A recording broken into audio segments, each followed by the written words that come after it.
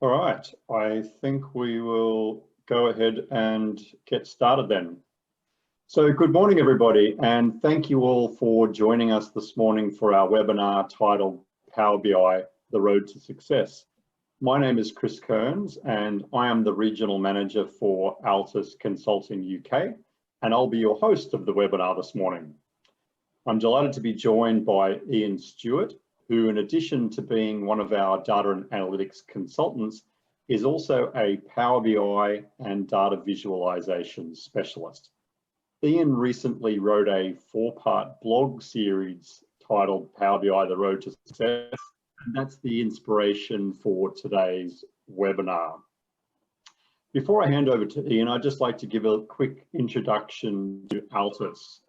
So Ian, if you could click through the next slide, please. So we at Altis have been around since 1998. We actually started business in Sydney, and I was fortunate enough to be the first employee of Altis. And so here we are 22 years later. We're about 115 staff now, spread across 5 offices in Australia and New Zealand, and here in the UK as well. We are data and analytics specialists. In fact, that's all we do and all we've ever done. And we're vendor independent, which means we don't sell any software. Next slide, please, Ian. And here's what we do. We focus very much on delivering business outcomes for our clients. And we do that through 3 pillars of service. Those 3 pillars of service start with our advisory services, where we help our clients understand where they are today with data and analytics and help them chart a path to where they want to be in the future. Because we are independent and don't sell software, we're also able to help advise on platform and toolset selections. The next pillar of service is delivery, where we're able to help our clients build data platforms, data warehouses, data lakes, things like that, as well as help you build data visualizations using tools like Power BI and following best practices that Ian's going to talk about today.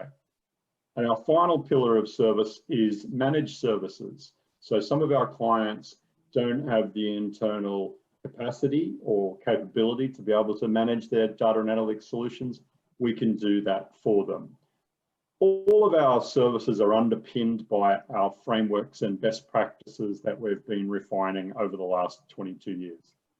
Next slide, Ian. Whilst we don't sell any software, we do partner with all the major players in our space, as you can see on the screen here. Next slide. And one of the other things that underpins how we work is our ethos, which is connecting with courage, heart, and insight.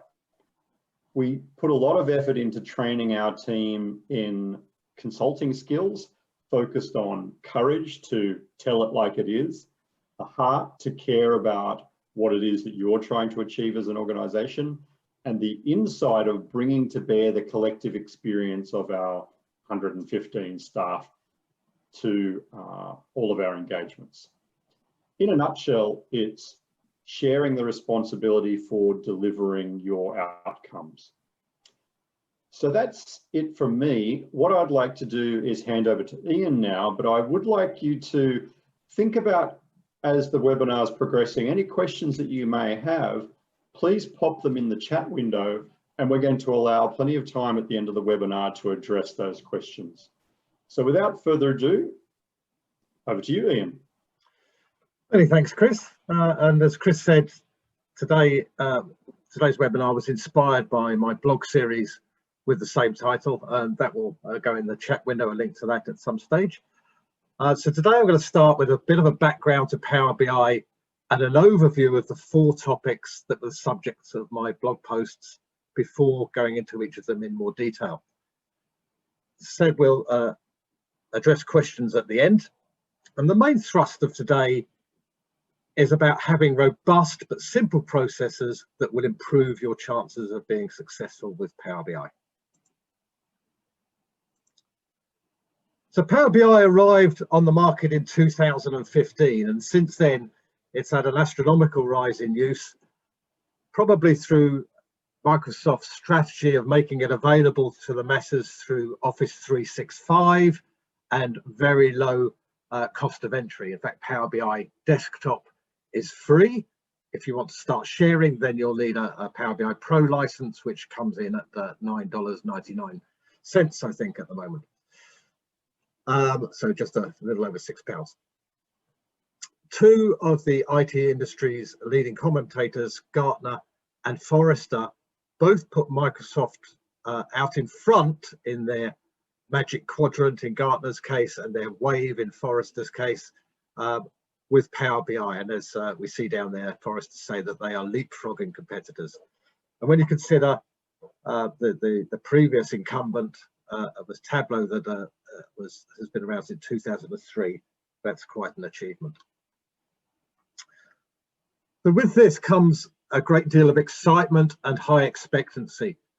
Power BI has opened up the ability to do data analytics to directors, managers, supervisors, administrators, some of whom had no previous training in data analytics, but they're now able to create their own data visualizations and share their work and insight with colleagues.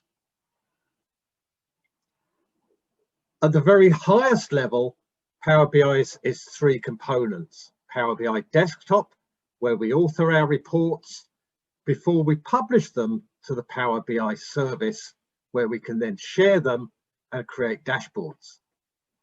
We can then consume those reports and dashboards on any device, including Power BI Mobile, and everyone can download the app to their iPhone or Android device.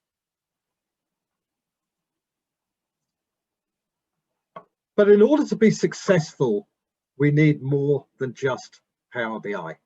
And that's what today's webinar is all about. As I say, we've been working with Power BI since it came on the market, and we've seen, working with many organizations that have introduced Power BI, what works and what doesn't work. And we've distilled that into three key steps underpinned with training and governance.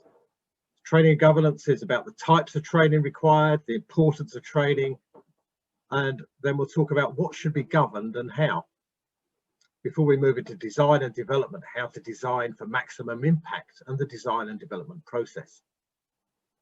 Rollout and adoption is about introducing Power BI to the wider organization, monitoring their adoption and furthering that adoption. And support and maintenance is ensuring that the wheels don't fall off our vehicle and helping our end users and making changes that don't break things. For training and governance, this is our foundation. Many organizations don't lay a foundation, and that, of course, wouldn't be a good thing with a house. So why do we need training? One of our clients recently said that they see Power BI as a minimum skill now, like using Office. We may want training to introduce Power BI to an organization, or to bring existing report developers up to a common level. We find when we do our dashboard in a day training publicly that a lot of people are self-taught. They've been taught through YouTube videos and some online training perhaps. So that can bring them up to a common level. Also, that sort of training can help us instill corporate standards and best practice. When we get new users to an organization, we'll want to bring them up to the same level as well. And as our users move on, they're going to want to develop more advanced and complementary skills. Also, Power BI is a very, very fast moving product. There's a new release every month. So we may want some training to keep users up to date with what the new features are. So the users and the training required, looking at the users across the top, we effectively have four groups. Our users that are those personnel that consume Power BI reports, but will not generally be creating new content. Our analysts are those personnel that look to gain deeper insights from our published data sets and potentially ad hoc data sources.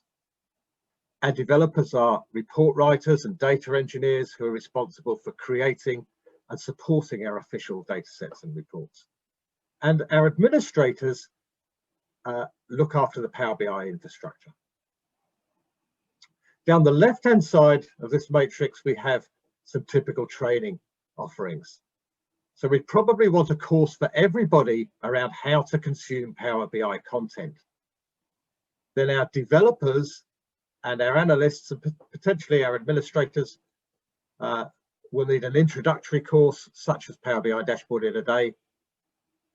And then we have a toolset agnostic course, Data Visualization Best Practice, which is all about how to design attractive reports that convey information so that it's easily and quickly understood. As developers' skills increase, they probably want more advanced training. And there's two offerings here, Power BI Data Wrangling and Power BI Advanced, which I'll talk about a little bit more in a second. Dimensional modeling is a skill that we find is lacking in a lot of new users to Power BI. As I said earlier, a lot of users have had no training in data analytics, and this is a skill which will save a lot of time and grief and save you writing a lot of complex DAX. Group coaching is a great way to learn on the job. So what are the problems with your reports, and how can you be helped out with some specifics? For administrators in particular, we may need some specialist training. There's parts of Power BI to administer that our existing systems team, or whatever they may be called, may not have experience of. Looking at this another way, we've got 4 courses here, just 4 courses of all the offerings we had on the previous slide in these big grey boxes. Across the top there is Power BI Dashboard in a Day, which covers the end-to-end functionality of Power BI, but at a fairly superficial level. Then we have 2 deep dive technical courses. Power BI Data Wrangling covers connecting to data and preparing and transforming data in Power Query to much more depth. And then Power BI Advanced looks at data visualizations, more advanced stacks and more advanced features in the service. And across everything, we have our data visualization best practice. Again, this is toolset agnostic, and it's a course that I would recommend everybody attends. All of our training is now delivered online. We've been doing that since March, and we've refined that to a point where it's very successful, and we get very good feedback from our online training. So moving on to governance, this is all about regulations, rules, compliance, standards, and policies. And if we think about a regulated environment such as driving, I think we're all glad that there are rules and that people get training and they get tested. Otherwise, it would be a very dangerous place to be. On the other hand, if we look at Excel, for example, that's generally available to everybody. You don't need any training. You don't need to take a test. You can download whatever data sets you want, create whatever reports you want, share them with people, email them. And it tends to be very messy. And we hear that a lot from our prospects. A lot of organizations suffer from what's commonly known as Excel hell. And the same can happen in Power BI if we don't have some governance.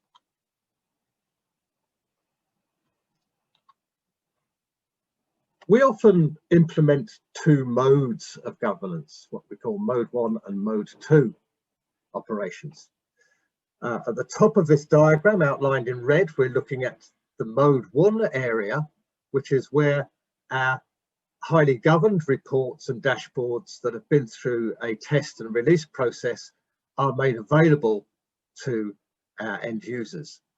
That's probably accompanied with a data dictionary, so everybody can look up and understand what the different tables are and what the different columns are within those tables. But also in the same portal, we have our mode 2 operations. And this is where we can innovate, where analysts can work with existing data sets, bring in ad hoc data sets, look for patterns that were previously unknown, and share fresh insights that may change the course of the business.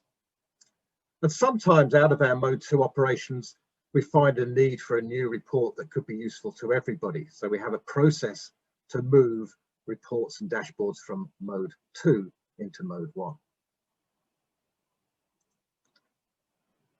The sorts of things that we might cover in governance are data quality to start with. Virtually every organization has data quality problems. If you have data and you have people that are entering data or editing data, it goes with the territory.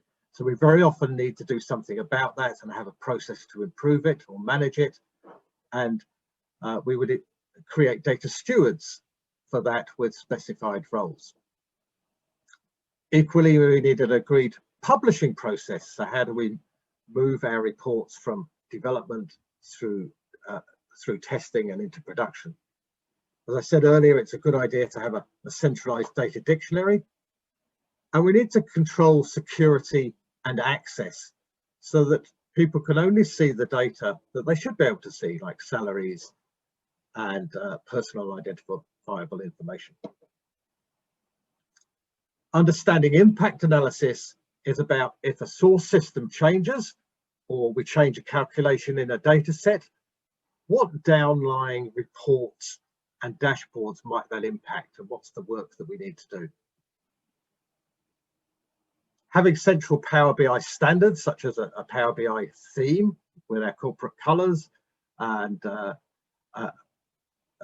standards for charts that comply with data visualization best practice, is a very, very good idea. So we have some consistency, makes it good for the end users. And also having a central communication hub, so we have consistent and curated messages that go to our audience.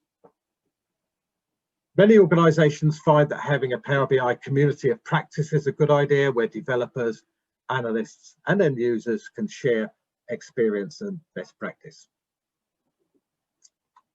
As an example of training and governance, we were recently engaged by the University of Aberdeen, firstly to carry out a data and analytics strategy project for them, where we looked at their current state of data and analytics and their requirements for the future. And we were able to help them draw up a desired future state and then plot a roadmap from the current state to the future state. And that consisted of a number of phases of delivery. We were then engaged by the university to deliver the first phase of that roadmap, which included some training and governance. So there was an initial training program where we took 2 groups of 15 users through our introductory training, that is Power BI dashboard in a day, and then data visualization best practices. And at the same time, we set up their information center, so their governance hub, if you like, where some of the first deliverables were a source system interface agreement, some Power BI standards, and a Power BI theme, and also a central data dictionary. The data dictionary looked like this. This is a Power BI report. It's a very simple Power BI report where it's a list. This is actually done in a matrix in Power BI. And down the right-hand side, we can see the different objects, and clicking on an object would filter this matrix. But we can see there on the left, we have our object types. Is it a dimension table or is it a fact table? And if we look at dim course, or the course dimension, for example, we can see a description of that dimension and also the attributes or the columns within that dimension and the description of each of them. So if we had a particular calculation, we could understand how that was done. This will get rather long, so we have search facilities for objects and attributes at the top. Just to wrap up this section, I'd just like to ask a question, and we'll have a poll coming up on the screen. Some of you, if you're joined through a web browser, may not be able to see the poll. So the question is this. Just answer in chat if you can't see the poll on your screens. What sort of training program do you have in place at your organisation? None, staff find their own training, in-house training program, outsourced training, or other. That's a few votes coming in for that. It's clicking up. Let's give that a couple of minutes.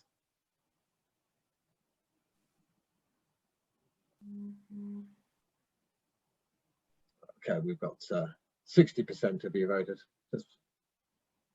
Perhaps we'll share those results, Chris.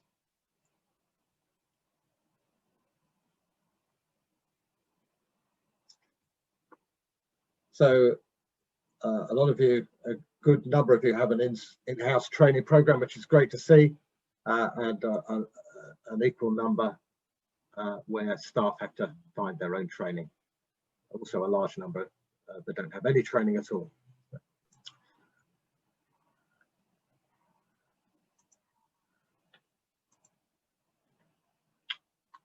Okay, now that we've laid our foundation of training and governance, we can now build our designs upon that and then proceed into development. 3 facets of Power BI that we're going to look at that require some design and development, starting with the data platform and the data model, to ensure that we have a performant and easy to understand base on which to build our reports. Then we're going to look at data visualization so that we can convey information correctly and that it's easily understood, easily and quickly understood. And finally, in this section, we'll look at the process of deploying and updating Power BI artifacts. So as far as our data platform is concerned, this may be wholly contained within Power BI as a data set or data sets or data flows, or it may be prepared and stored elsewhere in a data warehouse or data lake. That choice depends on the number of data sources we have, how many databases, spreadsheets, web pages, and other sources are we gathering data from, and also the size of the data. So do we have thousands or millions of rows in each source? What's the total size of the data when it's brought together? And is that going to increase over time? The complexity of the data is another factor. So do we need to perform complex cleaning and transformations, or is the data report ready? Do we need to store historical data? So we need to spend some quality time thinking about these so that we choose the right approach.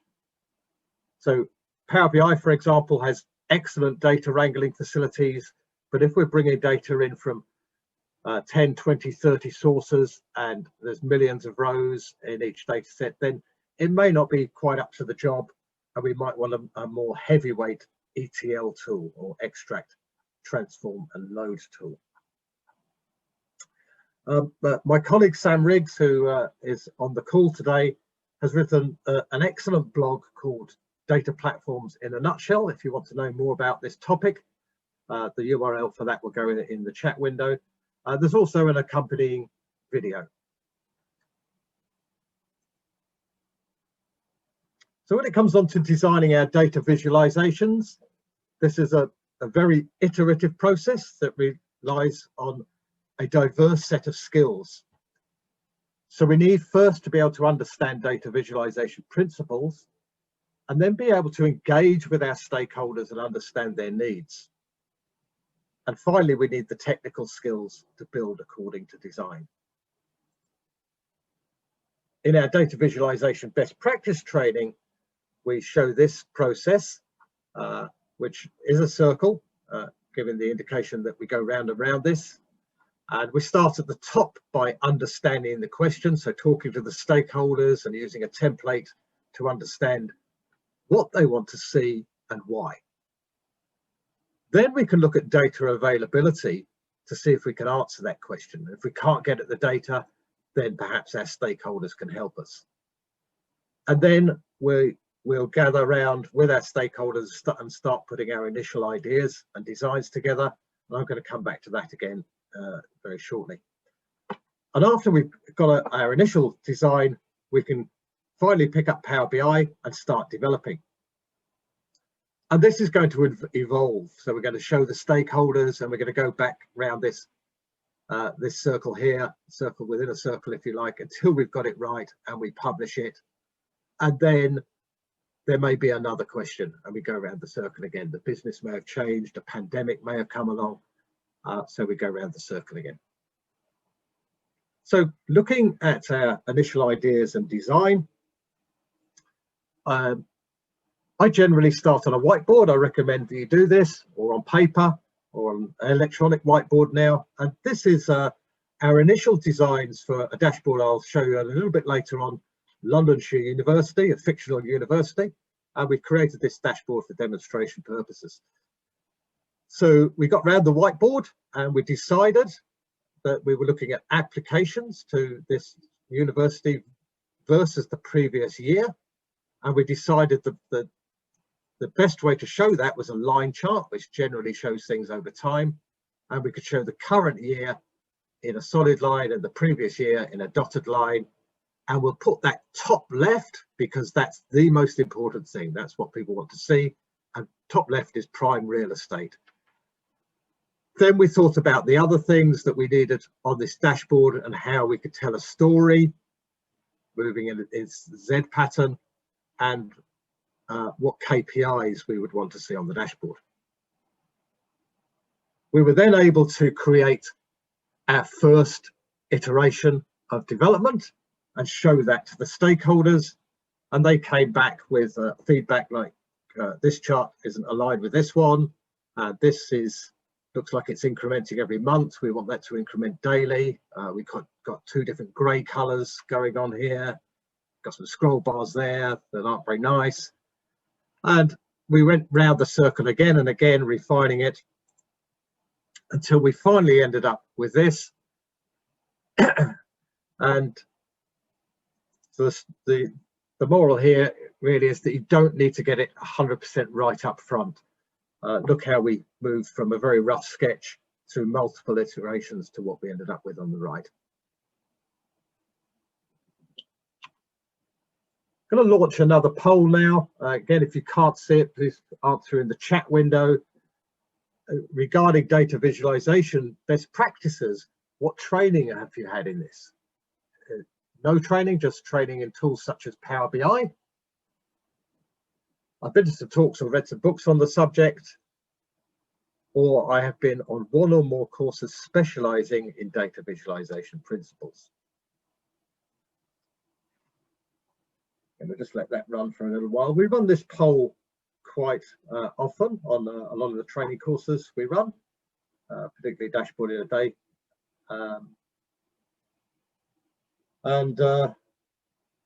See the results coming in now. So let's share those results, Chris, I think. So quite a few of you, encouragingly, more than normal, have been to some talks or read some books on the subject, and some of you have been on some training. Be interesting to know what training courses you've been on and what books you've read, if you want to put that in the chat. I know we've got quite a few friends from that I've taught on our data visualization training course, so that number at the bottom, 19% have been on a training course, is much higher than normal. Normally it's around 80 or 90% that have had no training whatsoever.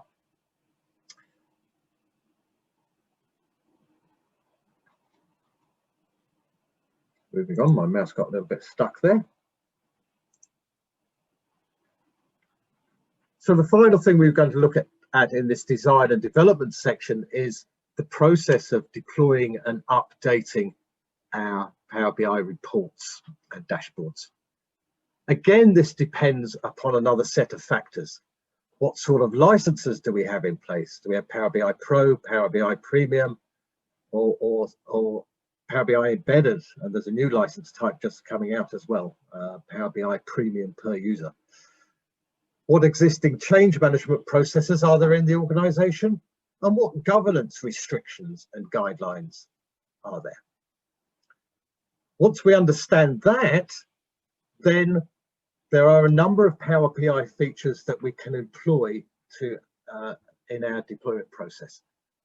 So a relatively new development in Power BI is deployment pipelines. So that's currently only available in Power BI Premium capacity.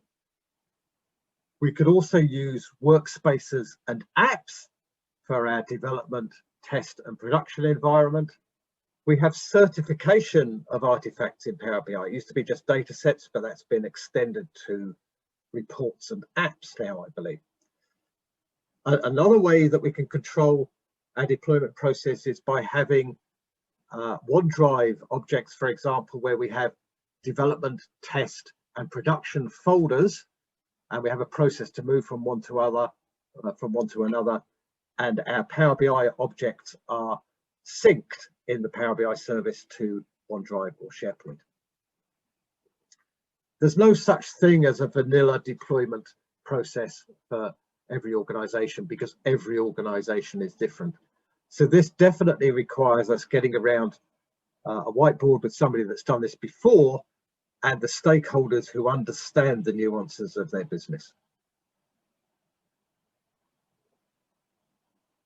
So before we move on, just a few key points in design and development. I'd always encourage starting designs on paper before delving into the tools.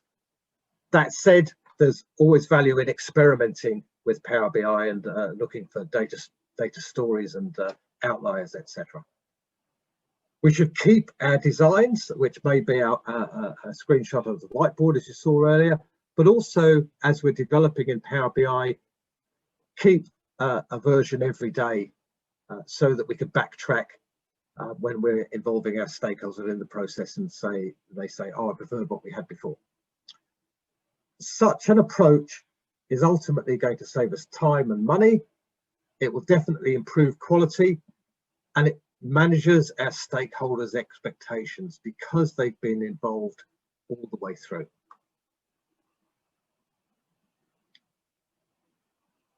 So we've now developed our reports and dashboards, and we can now manage the rollout and adoption of those artifacts. So we're going to look at introducing Power BI to the wider organization, monitoring their adoption of what we've built, and furthering adoption. When we start introducing Power BI, we recommend a walk before running approach. One dashboard at a time, check the adoption of that, promote the success, refine the process if necessary, and repeat. We need, when we release each report, to ensure that our audience know where it is and how to access it, and that they understand how to use it. But also, and importantly, how to get further support and how to submit feedback. And when they do submit feedback, we have to act on that feedback. That's going to build our trust and help ensure further adoption. So we've done that. So we now need to see that they're using them. Is there an unexpected tail off, or is one particular department or team not using a company-wide report? Both of these things may indicate a need for further education and training, or highlight that a particular report doesn't hit the spot. The way we go about this, in Power BI, we have the ability to click on each report and dashboard and go and look at usage metrics. There are also some administrator dashboards, but it's very difficult to see our whole Power BI estate on a single screen. So we can develop our own dashboard, but however we do it, we need to take action on the back of this monitoring. So I'm just going to show you a dashboard. Chris, could you just get rid of that poll for me a second, please? So I'm just going to nip over to the Power BI service to show you this. One of the great things I like about the Power BI service is the ability to go full screen. So it's like being in PowerPoint, but with live data. And this report, we can see from the title at the top, it's about Power BI usage. And we've called out the legend in the title here of active objects and inactive and dormant objects. And then we've got a little link there that we can click through to see all the inactivity, which is quite a lot in this organisation. And this is our hit list of reports that we may want to decommission or find out why they're not being used if they're important.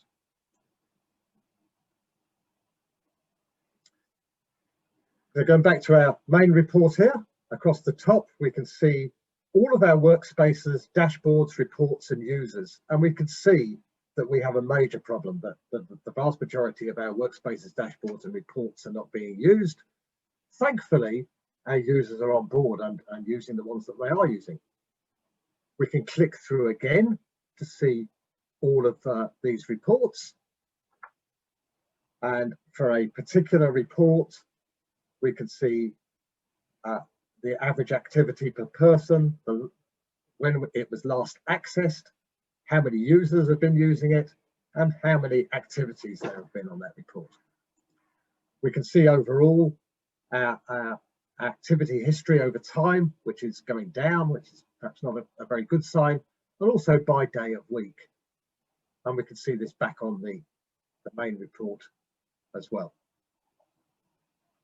So there is tailing off, and we can see by day of week what our activity is. And we can also pick on a particular job role. So what are our directors looking at? And we can see, again, they're tailing off. We can see that they're slow on a Monday morning, probably catching up with a load of email. By Tuesday and Wednesday, they're really active. Thursday might be spent on the golf course, I don't know. And there's not much happening at the weekend, which is what we would expect. Equally, by control click, we can look at our human resources directors. And here we can see that contrary to the general trend, their activity is increasing. That's great. And then we can look at a particular human resources director, Tina Rice in this case, and see that she is actually looking at the DEF human resources correspondence, which may have been a report that she has to look at on a monthly basis or whatever. So that's an example of a Power BI usage dashboard, the sort of thing that we could bring to bear in an engagement with your organisation.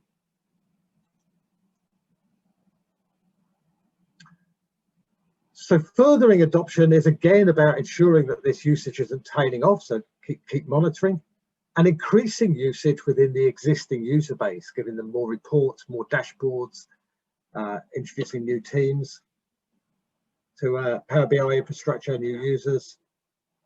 And we've already covered this to some extent in the previous parts of this webinar, where we talked about having some training sessions. We can pre-record those so we can let them run through those. We might also want brown bags, lunchtime, half-an-hour sessions and town hall meetings to bring people up to date with new Power BI functionality, new reports and changes to reports that we've released, and also to celebrate our successes. So what important insights have we gained as a result of using the reports and dashboards that we've developed to date? And again, having this internal Power BI user group or Power BI community of practice can help us learn from each other.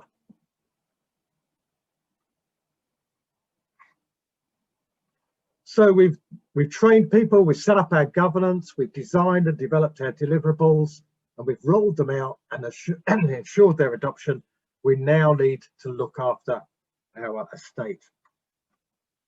And in this section, we're going to consider who we need to support, what we need to maintain, and who is responsible for that. Earlier on, we talked about these 4 groups of people that we need to look after: users, analysts, developers, and administrators. And it's really, really important to look after them and make sure we're giving them support. Otherwise, they're going to become frustrated and they may resort to their own methods, getting Excel out again, and trust will decline. And that would be such a shame if we put in the effort that I described in the previous 3 sections. And ultimately, the effectiveness of Power BI in our organization is going to diminish.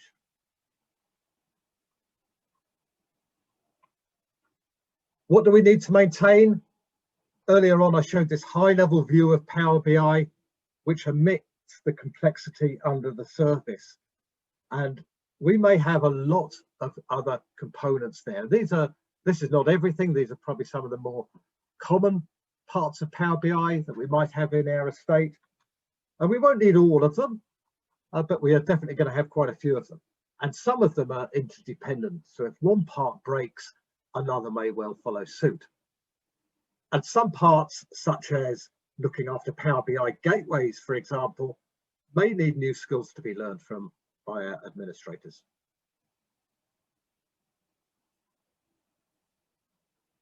Finally, in this section, who is responsible for all of this? Well, we need to make sure that somebody is. So we appoint somebody with overall responsibility for our Power BI estate. This is a senior role, which is not necessarily technical, but rather somebody who understands the strategic goals of data and analytics in the organization. They are then going to need other people to help them. And we can draw up a RACI matrix that is responsible, accountable, consulted and informed. And in my blog post, part 4 of 4, I gave an example of one of those. I'm just going to show you our Londonshire dashboard quickly, just to show an element of support and maintenance, and that's online help and comments. So if I just zoom over to the service again, we can see here, if I can come out of this, and I'll go to our admissions dashboard here. I won't go full screen yet, because I just want to show you this comment facility that's available on dashboards and reports. And if I just click on that, we can see on the right there that Chris and I shared a couple of comments, and I can enter a new comment and mention somebody by name, Sam Riggs, for example, and type away a message. And he's going to receive that as an email with the message and a link to click back to this report to answer my comment or to respond to my comment. Let's just zoom over to full screen again to show you another way of adding some online help.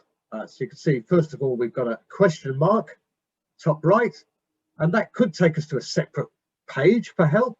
Or in this case, as we hover over it, we'll see another little question mark, which will bring up a tooltip which tells us about the report. So this is very general report information, and we may want to add other things in here, such as who is the report author and where to seek further help. Equally, on this report, over every visual, we have help for each particular visual. So this explains the line graph. And down here, we can see some little red dots. What are they all about? Well, if we hover over this, it tells us what the mysterious hollow red dots are all about. So this technique of having help on demand is good for not taking up real estate. We generally want to look at help when we first go to a dashboard, and then periodically thereafter. So we don't need it in our face on the main page of our dashboard or report.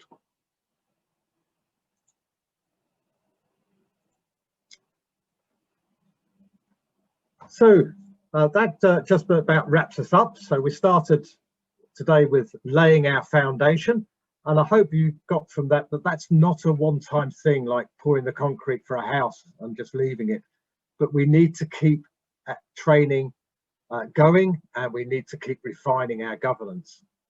We then moved on to design and development, where we looked at design and development of our data platform, our data visualizations, and then the deployment process.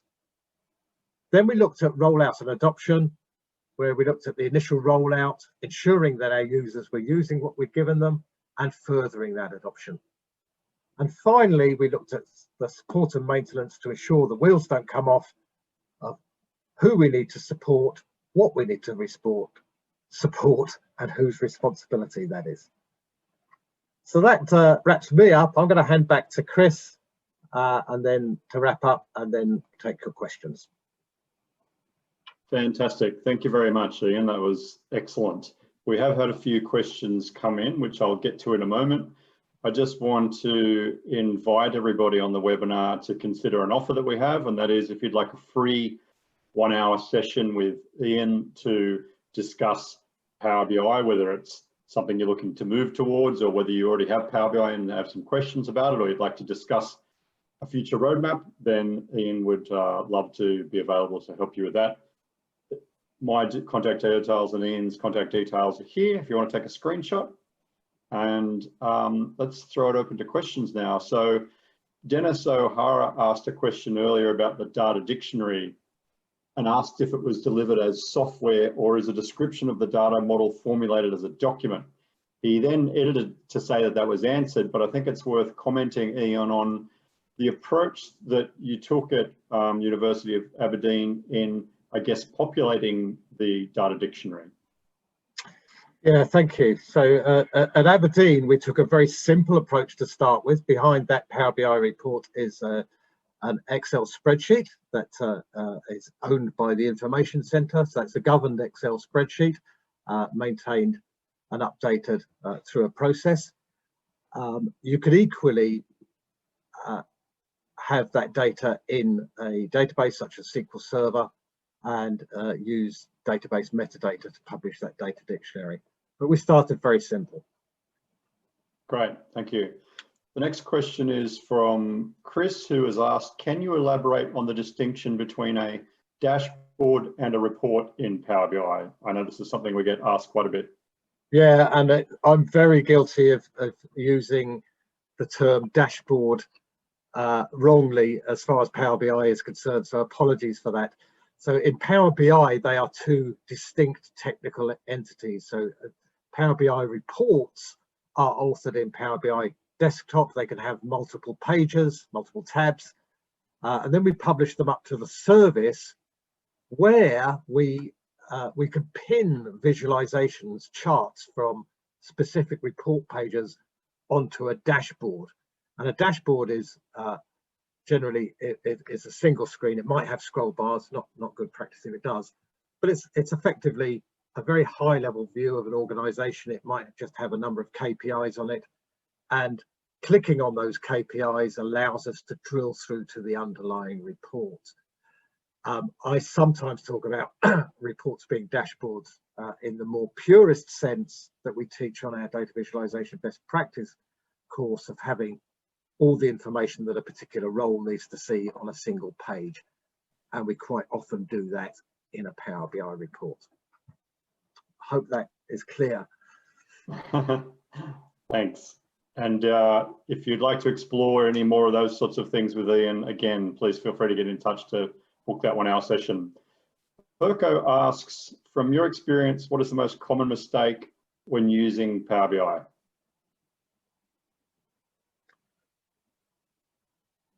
That's a good question. I think the most common mistake I see is not understanding data visualization best practice. So I